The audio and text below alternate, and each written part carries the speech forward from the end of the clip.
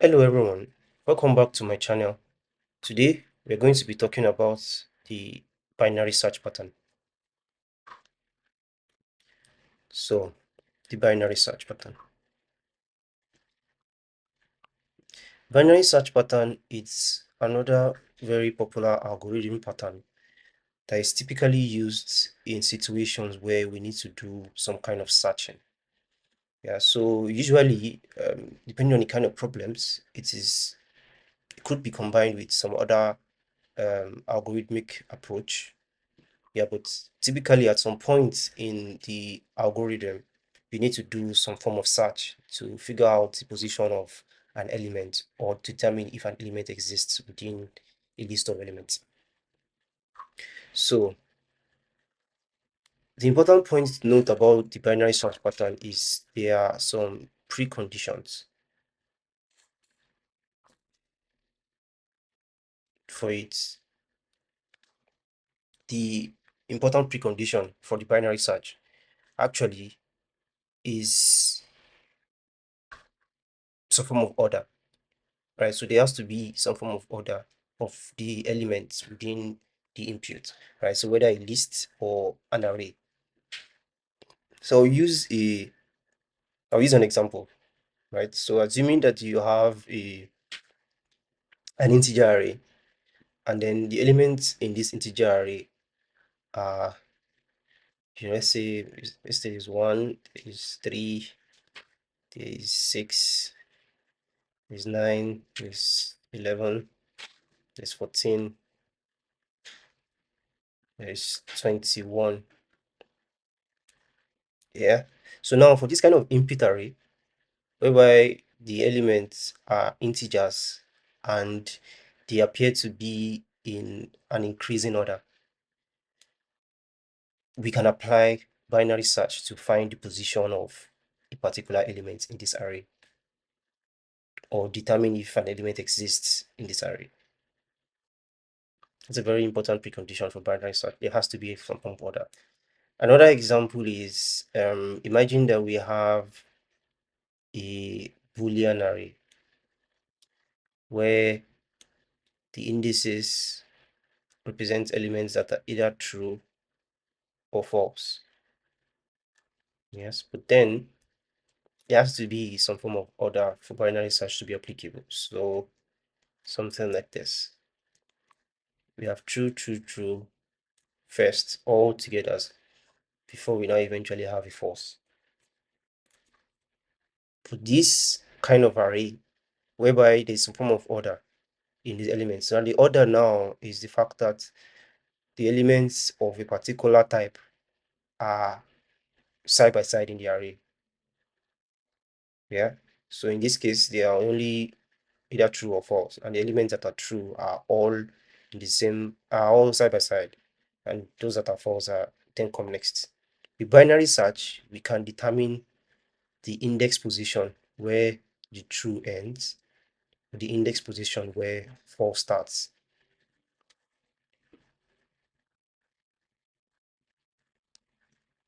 And obviously, an extension of that is whether determining the number of trues within the array or the number of false within the arrays.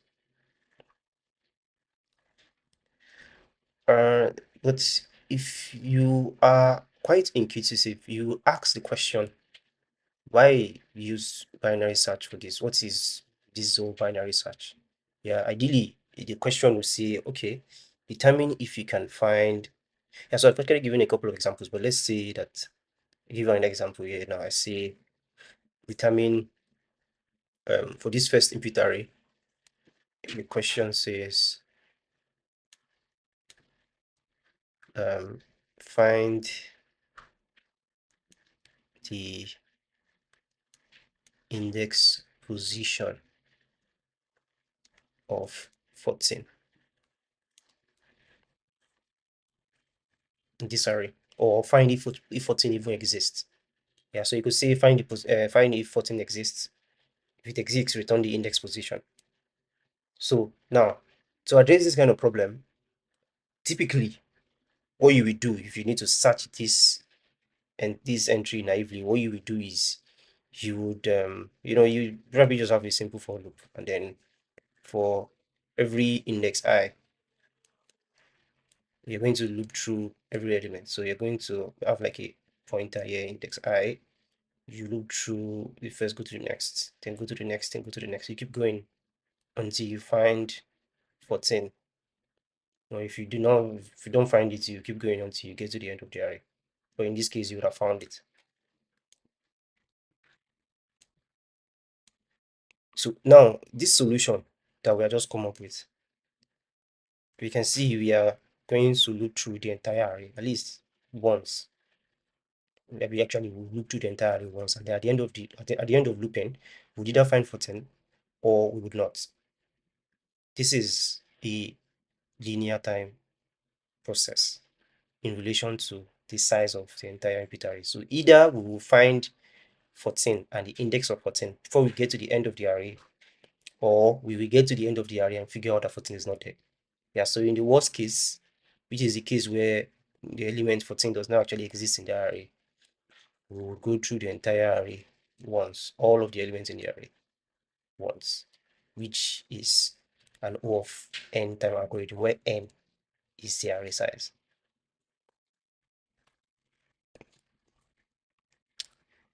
Now,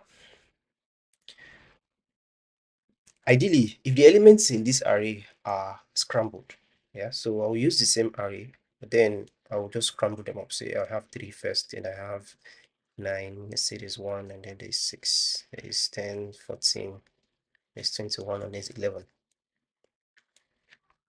If we need to figure out if 14 is in the element in this array, yeah, the approach we have used, probably just works. You just go through the entire elements and then you figure out an O of n time algorithm for that. What we have just discussed earlier. But there's something peculiar about this input array. And what's peculiar about it is the fact that it maintains a particular order. The order of its elements is increasing. That alone helps us to be able to figure out if the element 14 exists in this array, and if it exists, what position it exists. Yeah, and it is going to help us come up with a much more faster algorithm. That's which is what binary search is all about. If there is an order of the elements within this array, binary search guarantees us that we can be able to find if that element exists in an algorithmic with a solution that is going to be faster than O of n. So how does this work?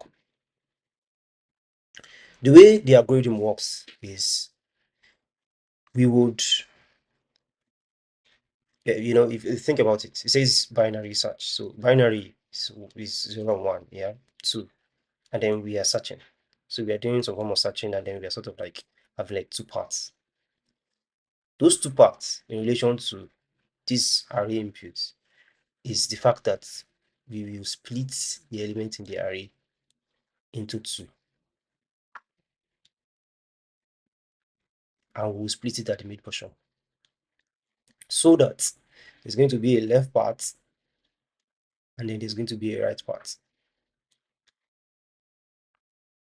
Now, because there is some form of order of the elements in this array,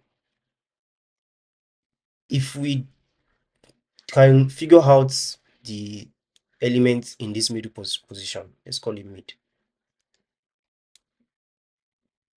we can immediately determine if we need to continue our search in the left portion or we continue our search in the right portion just by the element in this array, just by the element in this mid position. So take for example, we are supposed to find the element 14 inside this entire array. We know that let's say 14 is here somewhere and the elements in this array are ordered. We go to the mid position and then we we check what element is at this middle position of this array. If we figure out that the element in this middle position is, let's say 9 now, we immediately know that if as long as the element in this position is 9, you're looking for the number 14, that means that we should continue our search on the right portion. of the array because 14 is greater than 19. So 14 will be somewhere here, somewhere. We don't know where it is, but it's definitely going to be somewhere. And it is definitely not going to be somewhere on this side. That is the guarantee that we know because we know that the elements are ordered and then the element in the middle is 9. So this process that we have done for the initial array size, we then repeat it for the for the next half, right? For the splitted half portion of the array. So we sort of like extract out this divided out parts and we perform the same process all over again. Yeah, so from whatever index this was initially, this now becomes like the new array size, start and end indices. We do the same thing. We go to the middle, check the elements at the middle. If we check the element at the middle and realize that the element at the middle, let's say for example is 17, we know using the fact that the elements in this entire array is ordered, we can immediately discard off everything that is here and then continue our search on this portion. We continue to repeat this process until eventually we get to a point where, so imagine that this is this. Continue to repeat this process until eventually we get to a point where we check the mid and then the element at that mid is the value we are looking for. At that point, we can return that the element exists and we can return the index. That's one possibility. The other possibility is that we continue to divide, divide, and divide until we now get to a point where the array size is exactly 1. In that case, either the element at that position is what we are looking for, or it is not what we are looking for. If the element in that position is not what we are looking for, definitely that means the element does not exist. Yeah, so we check again. If so, at this point, if so let's say that the element here is x, so if that x, yeah, is equal to the 14, then we say it's found. If it is not equals to 14, then we say it's not found. The element does not exist in the array.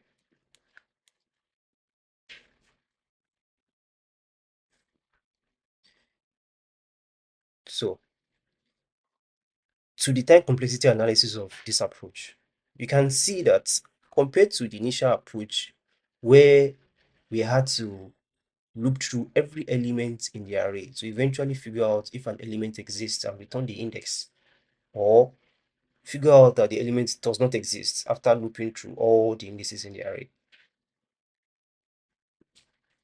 In this binary search approach, we are effectively deleting half. So it's like as if we are skipping an entire half portion of the array for every check. So we don't have to do an entire O of n check. The first check, we do one check and then we delete half, whether the right half or the left half. The next check, we do another half, we delete another half also. Then the next step, we delete another half. So at every point, we are incrementally dividing the entire array into halves and halves. So at the end of the day, the time complexity analysis of this binary search approach is log of n to base 2. This O of n, O of log n to base 2. Yeah, so usually when it comes to time complexity analysis, we just say log n. Yeah, with the understanding that this is log to base 2 of n. So this is generally how binary search works. So in this other example, you can imagine that we do the same thing. We split the entire array into half. Yeah, and then we realize that let's say for example, we know that the truths appear first before the false appear. So we divide into half, we figure out that there's a true in the middle. Immediately we know that everything to the left cannot be false, right? We need to check the next index position to figure out, okay, where's the next point? And then we begin to repeat that process until we figure out that this is the breaking point. So that is the binary search pattern. And when it comes to the time complexity analysis of this, it is log of n. So let's see if that makes sense. So imagine that in this case where we have an array of size, this is size 7, but let's just say an array of size 8. because 8 is a reasonable number for us to use for log to base 2. N is 8. In this approach, we would perform a an O of n, that is, we're going to perform its processes, its steps to figure out if the element exists or not. But with binary search, we don't need to perform 8 steps. We will perform a log of n steps, right? So that means that we'll perform maximum 3 steps. And in 3 steps, you can determine if an element exists, you can return that index or not. That's because we split. Every time we split, we divide the array into half. So, say for example, initially the array of size 8. We split it into 2. Immediately, we divide it into 2 portions. One portion start from index 0 to 3. The other portion start from index 4 to 7. We've immediately deleted 4 indices with just that one process. Now we have an array of size 4. Next thing, we delete another 2 indices. Now we have an array of size 2. Delete another 1, and then we check the last one. Immediately, we are able to, pretty fast, we're able to figure out if an element exists or not. That is binary search. So it's another really important algorithmic process that you should have in your arsenal. It's pretty popular. It works fast and it's pretty smart. There are other modifications of these algorithms, and then we're going to be discussing that in the next session. All right, guys. Thank you once again for joining me in another session. Please don't forget to like, share, and subscribe. See you guys soon in the next session, where we'll be discussing a modification of binary search, which is this modified binary search pattern. All right, guys. Bye.